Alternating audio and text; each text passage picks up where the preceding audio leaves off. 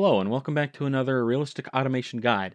Today we'll be doing the American 1970s. Now you may know this era, if you know your history, as the malaise era because of how bad cars got with safety, emissions, and even build quality. And I'll kind of show you how bad it got. Well, I'll start out with a 71 and then like the peak of it at 75, I'll show you that.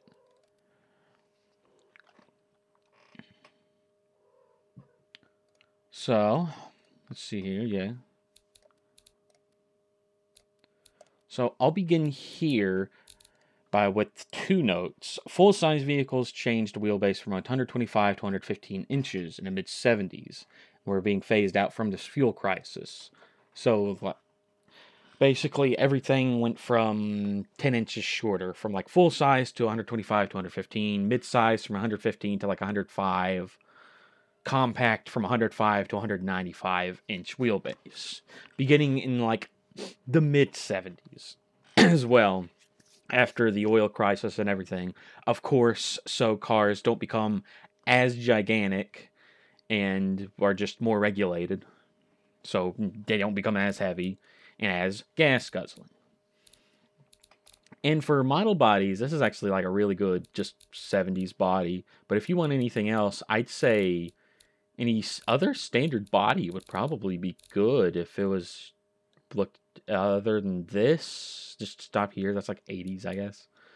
But yeah, I'd say like any other body because of how they kind of imported bodies, cars, especially from Japan, over to because of course American automakers, they didn't have small cars. AMC, well, they did, like the Pinto, the Pacer, and stuff like that, but they sucked. So they kind of got other counterparts from all over from their like Ford. I think they got something from Ford of Europe, and well, no, other manufacturers just joined up with Japanese manufacturers mainly, like Ford and Mazda, Chevy and Isuzu, AMC and Renault. They actually went the European route, and then Dodge and Mitsubishi. They all kind of, in the 70s, they all kind of gathered with somebody so they could help themselves in the fuel crisis. I'll start, and of course, this is just a regular American-made, full American-made car instead of like a compact or something. I might get that to another day. Of course, panel material, good old American steel. Chassis type, ladder. This was probably the last decade you could make a full-size ladder frame because, what was it? It was dying out in favor of unibody. Yeah, because unibody, of course, was just make cars lighter, more fuel efficient, and safer.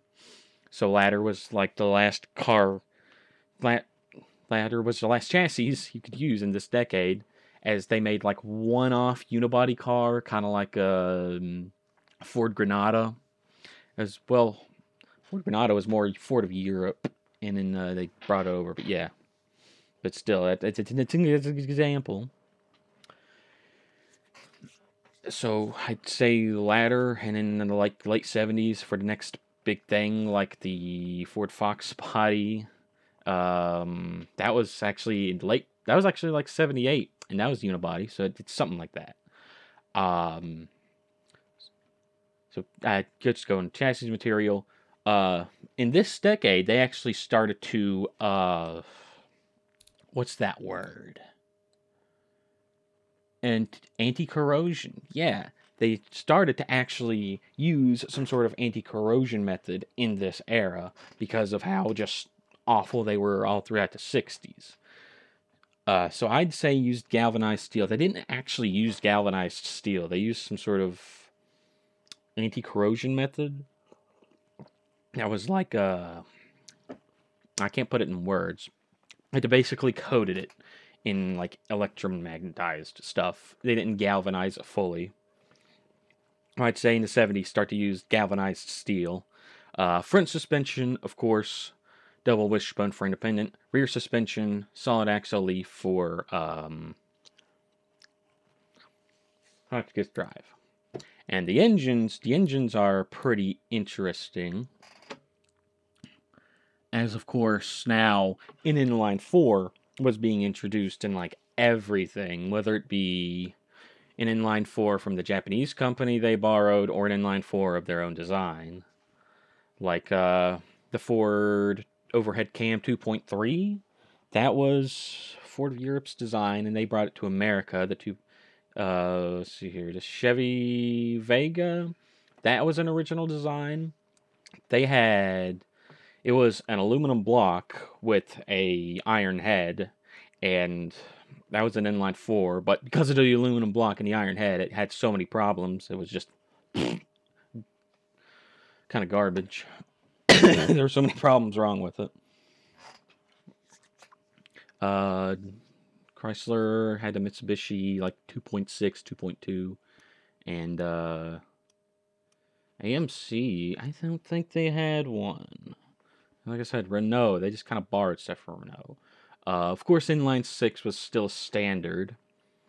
The inline 6 was really more standard on like mid-size and full-size stuff than inline 4s was compact and subcompact, yeah, and anything. V6 starts to replace inline 6. Yeah, Chevy started that.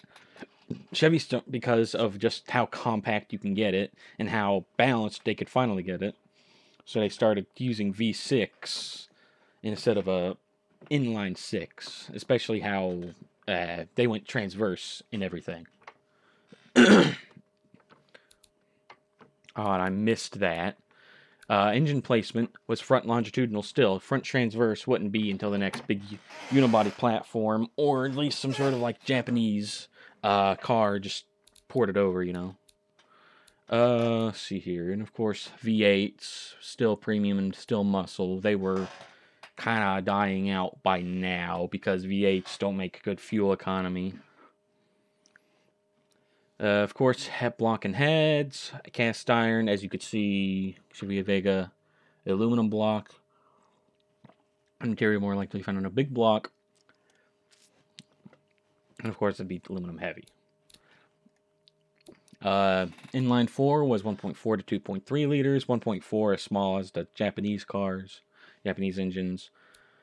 153, 2.5, 4.1, 153, 250 cubic inch inline 6. 4 had the truck 5 liter, 300 cubic inch. Those things are amazing.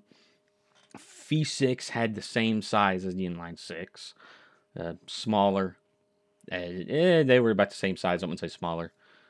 Oh, whoops. And of course, V8s were very much sized down from like 200 something, 300, 350 cubic inches was big blocks, but that were discontinued or reserved for luxury or muscle. Because, of course, what was it? The Cadillac 500, it was actually phased out in 76, something like that. Of course, over square, left over 60 engines, no new engine was really made, but they did make a variant on the existing block. Big blocks were mostly under square, yeah. This is when they started getting under square, like GM made under square big blocks, a stroker, as you'd call them. As funny as that sounds. Let's see here. Crank, conrods, and pistons, of course, all cast iron. But as you can see here, like Chrysler 6 actually just forged. And forged cranks did become a bit more common. This is still kind of GM thing where forged cranks were common in V8s. But I think Ford also did that. Make the forged cranks because of just how more stable it can make an engine block. Because as you could see here, if you used a regular crank, it kind of pooped out. But you do that, and it fixes itself. It just becomes way better. I still love this automation update that makes the visualization of like a forged stuff way better. The tuning, I'd say like 72 or 73 is the last year you could actually tune it big, like tune it as much as you can as like a muscle car, because of course 71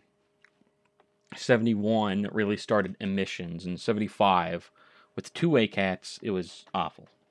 I'll get to that here in a bit. So yeah, like 75 start just cam profile, I'll show you here in a bit. Fuel systems, carburetor, 1 barrel was still for inline 4, inline 6, 2 barrel for V6, actually, and a V8. May become standard for inline 4 and inline 6 starting late 70s. Japanese engines actually used 2 barrel in their inline 4s and inline 6s, but I couldn't find really American cars using 2 barrels in their inline 4 and inline 6s. So I'd still just say use double barrel, 2 barrels on the inline 4s and inline 6s late 70s. 4 barrel optional in some 350 cubic inch, standard 4 and blah blah blah. As you know that, read it. Electronics carbs were a thing, like Chrysler lean burn. Yeah, they had sort of a system to where it could choke and throttle itself and adjust its AFR as well, as down to like 18.0, where like a regular fuel map's like 14.7 to stoichiometric. It went to like 18. There were actually problems that came with it, not because of not just because of the electronics, but also because 18.0 AFR is so lean the engine could like almost barely run on it. It's just a whole thing about that. Injection. Yeah, mechanical injection came back. It was a thing for Cadillac 500 in 1976, and that's the only thing I could find it in. American cars really rejected the idea of mechanical injection. Fun fact. You can find plenty of examples of those in European and Japanese cars in this era, though, with Bosch fuel injection. But but American cars kind of used carburetors still, because carburetors were a lot more easier to repair than the mechanical fuel manifold fuel injection back then. Configuration single, yes, just about every car now had single carburetors. There wasn't a 3-pack, there wasn't 2 4 barrels. It was all just a single carburetor by 1975 or so, because more carburetors means more performance, but you're not going to get performance. The most horsepower an engine had was like 215, maybe, in the 1970s for a muscle car, and that's the Corvette. And that was still like so awful. And it's not gross horsepower anymore, by the way. It's now net horsepower, because in 72 they started to measure with net horsepower instead of gross horsepower. So now you don't have to pump up your numbers. It's all, what you see here is the horsepower number you finally get. Manifold, standard low, and probably not performance anymore, as I actually don't know this, but they might mess with the emissions here. And if you're going for like an emission, like really realistic and going for like emissions, I'll show you here in a bit, then maybe not. I haven't really tested with that. There's like little different side, but performance, you're not gonna make performance, so it don't matter. It's just not viable anymore anyways. 1971 began 87 AKI regulation gas, regular 87 leaded, because this started emissions. They were using lower octane gas because it had less lead into it, so it could burn, of course, a lot easier, and there's less lead in the system. And of course, 1974 began unleaded 1986, or no, just not A19. It began just regular 86 unleaded, because in 75, two-way catalytic converters were becoming standard. So I'll show you that here too. So unleaded, so 74 unleaded, 75 cats. Headers, inline 4s, I'm pretty sure, were the only ones that used compact cast. And some of them actually used like a combination of like compact and cast low. But I'd say still just compact cast, because not much of a horsepower difference. Compact only final cast standard tubular in performance. They still use tubular in performance somehow. Get that little bit of horsepower. Catalytic converter, 2A mandatory for all cars standing 1975, of course. Second muffler, you have to. First muffler, inline 4s and inline 6s. I don't think got a first muffler, but of course, V8s, they got the mufflers. V8s are a bit more louder. Inline 4s and 6s aren't as loud, so yeah. Let's see here. For this stuff, I'd say, yeah, it's all good. Yeah, all this stuff's good. Like especially a fastback. Fastbacks and hatchbacks were actually becoming a little bit bigger in the 70s, especially into the 80s. Hatchbacks were bigger. Sedan convertible, no. Regular convertible, yeah. Hatchback, yeah. And fixtures, the 70s actually kind of had a bit of a design difference in the 70s. It's pretty interesting because, of course, you have that. Yeah, the side indicators now, chrome and everything, dual headlights. It was kind of blocky, but it wasn't as blocky. I'll actually show you the 75 model of kind of how it looked, because there's things I need to show that's like in the style of that. These bumpers, how they kind of look like that is sort of a safety bumper, because that's like sort of plastic fiberglass or whatever, and that's the actual bumper. So they kind of fend in together. It's a what? And these little dents are also here for safety. And this bumper's like that because of what was it? 73? Yes, 73. They began the more bumper safety thing. It was a 5-mile-an-hour bumper that would basically, like your car is driving at 5 miles an hour and hits a wall at the 5 miles an hour and like no damage is done to it. That's basically what it was. There was actually more speeds, like if it was like 1 mile an hour at a turn, like 1.5 miles an hour like at a like another car hitting it. There's a whole thing about it, but it's like basically like these bumpers that were just like spewed out like this, a 5-mile-an-hour bumper. Yeah, it just kind of had that like little look. It extended out for the rear too. By the mid 70s, American cars actually had amber turn signals instead of like the red turn signals, and then that kind of stopped somewhere in the 80s, I'd say. Yeah, probably. And fun fact, actually, in 1975, square headlights were unbanned. Yes, unbanned. You heard me. They could actually use square headlights, and the first one to use this was the 75 Cadillac Eldorado with the square headlights. Because in like starting in 76, 77, every car started to get square headlights, like dual square headlights, one big square headlight. Sort of, what was that? Sort of maybe something like this, starting in 77. Not as, like, bulge out ridiculous, but you know what I mean. Yeah. They sort of had the square design, but they couldn't get that square design, so it looked like that, you know. But they actually had square headlights, and that's a little bit of a design thing for you. Let's see here. 3-speed manual, of course, standard, but was being phased out by the late 70s. And even in the late 70s, 3-speed manuals were becoming a bit more and more of a rare option. So 4-speed manuals, I'd say, were more or less becoming the standard.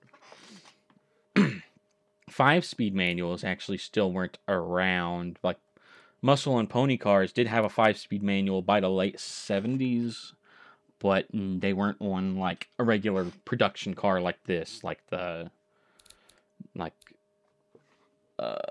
what else was it? It was the 2-speed automatic. Actually, the 2-speed automatics were phased out by the late 60s, and there was only a 3-speed automatic by now. There wasn't a 4-speed auto, even if you get the option. There was only a 3-speed auto.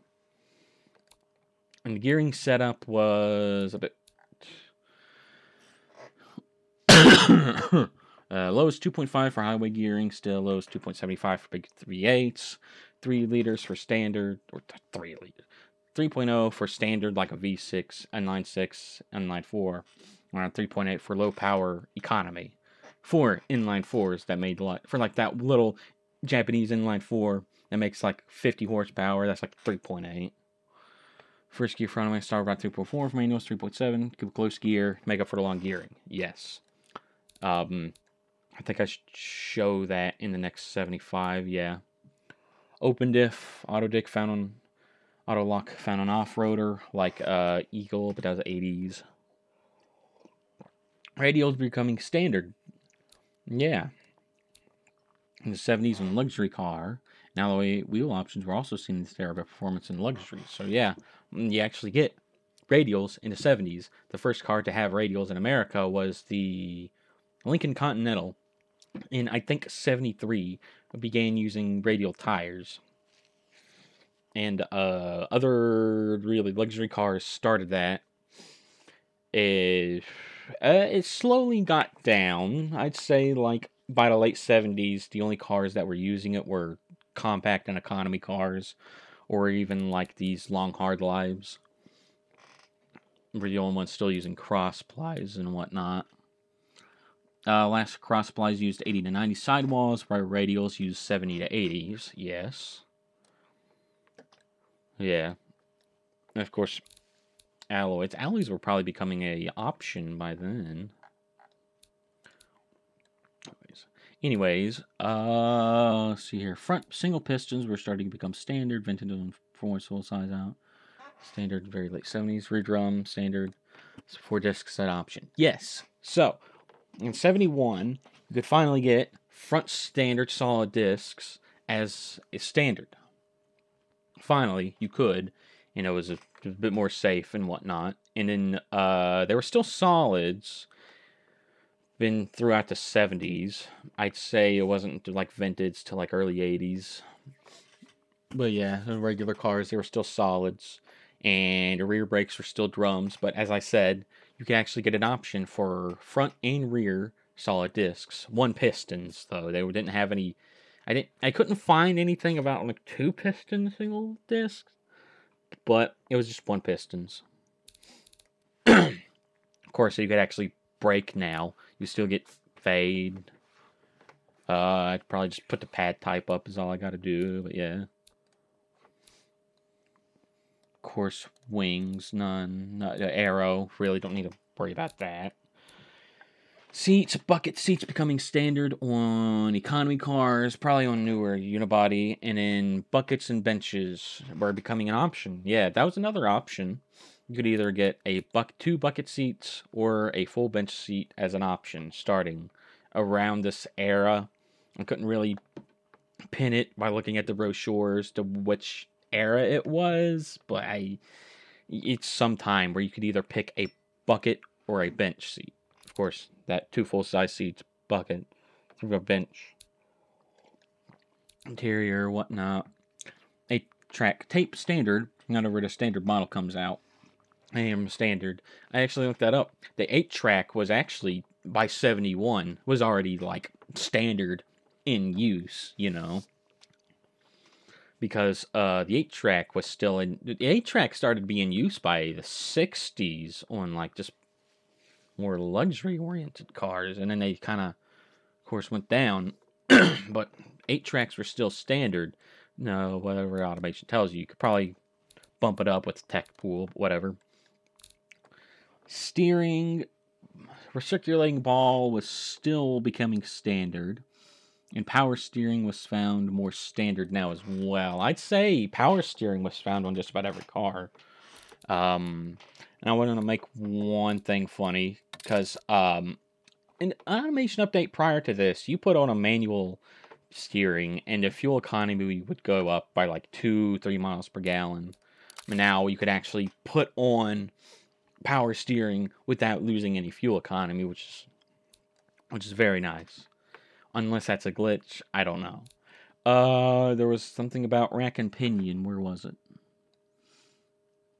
Ford was the first company to use rack and pinion steering in the Mustang II and Pinto. Yeah, they finally got rack and pinion on the, what was it, 74 Mustang II and the 70-something Pinto. They actually had rack and pinion. I think other things started as too as well. It was basically still standard recirculating ball though.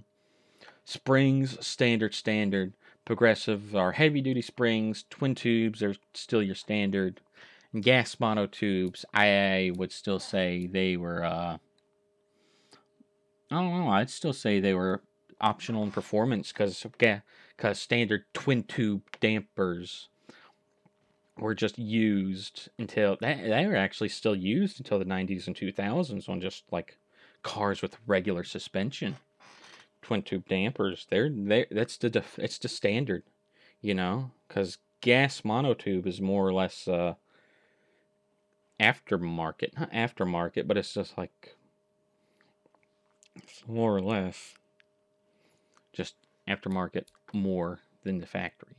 And that's about it for a 71. And now I could show you a 75 where the emissions and safety and malaise era was in full swing. What's this? It's an inline 6, but it's still good enough. It's a 226 cubic inch cast iron everything, harmonic damper, 93 horsepower. They didn't make anything. Actually, the one that made the least horsepower was a Ford 250 cubic inch, and it made like 70 to 80 horsepower. It was a lot less. And even though this is like a 226 cubic inch, it makes 93. I think other inline 6s of the time make less horsepower, even though I got the cam profile low, but it's better to have that horsepower, though, than anything. Just cause you don't want your car to be slower than molasses. I'd say single barrel, single carburetor, standard low, regular unleaded fuel. Of course, that was the thing. And if you do care about emissions, here's another thing. It was right here. There was like a little bar, if it could show me it. Yeah, right there. It actually shows you how much it kind of covers all of this emissions. Because this is like the bad emissions part, and the emissions optimization level kind of covers that. You could probably learn more about emissions in the actual automation update video they made on their YouTube channel. It goes a lot more in depth. Killrob really like hammers it in of how in depth it really is. It's impressive. Of course, with regular unleaded, there's a two-way cat in 75. No first mufflers, second muffler baffled, one inline 6, of course. And of course, as I said, the stylizing of 5-mile-an-hour bumpers, kind of square headlights, amber things, 4-speed manual, 294 open, rear drive 4-speed, 0 to 60. If your 0 to 60 is awful, that's fine. Genuinely, that's fine. It still use cross plies, hard, long lives, just cause it's. Yeah, 165 80 C14s. Solid discs front, drums rear. Bench rear, full size. Bucket front. Hydraulic steering. If this was before that update, it would absolutely have manual steering just for that extra fuel economy. But I'd say, like I said, since it's actually everything started to get more hydraulics or that. And of course, standard twin tube. And, I can't believe I forgot the two things. The three things, actually. The traditional big cars with ladder frames and rear live axles still tuned like yachts, but smaller. Because the luxury, of course, this would still be kind of tuned as a yacht, I guess. It's mid-size, so it's like probably more compact cars starting to be tuned more tighter, because that's how European cars were tuned, and Japanese, yeah. Because in the 70s, there was 70s and 80s, there was talk of sort of a European driving feel. That was, I don't know how big of a thing that was, but a lot of cars were tuned tighter because of that European drive feel. And of course, the tighterness was literally just, it wasn't tuned like a land yacht. Front sway bars were standard beginning in the early 70s. Like standard sway bars, as we know it today, they were standard in the early 70s. Rear sway bars are still not standard, even if it's independent, full independent. They're not standard because even to this day, they're still not standard. You still might have a car with front and rear sway bars, of course, but there's like some that don't. Probably I think it's like the little economy cars. I forgot which one doesn't, but I don't think they're American though. But it's like still. And with the inclusion of sway bars, the ride height was increased at least half an inch to 2 inches above minimum height, being an entire size, and if it had front sway bars. So, like, yeah, if it didn't have front sway bars, probably just keep it low. But if it has sway bars, you can actually increase the ride height because the sway bars help with the ride height. And, well, shoot. I guess that ends the video. No, I was going to show you this. If you actually do care about fuel economy and emissions, there actually is right here. For America, I'd say continue with Gasmia. Of course, there's WES standards. But realistically, it would be EPA. But yeah, there's a whole thing. It don't matter. But yeah.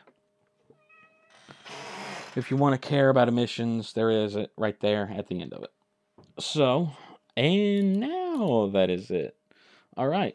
And of course, if you don't want to hear me, you can just look at this guide that I have in the description. So, thank you for watching, and I'll see you next time.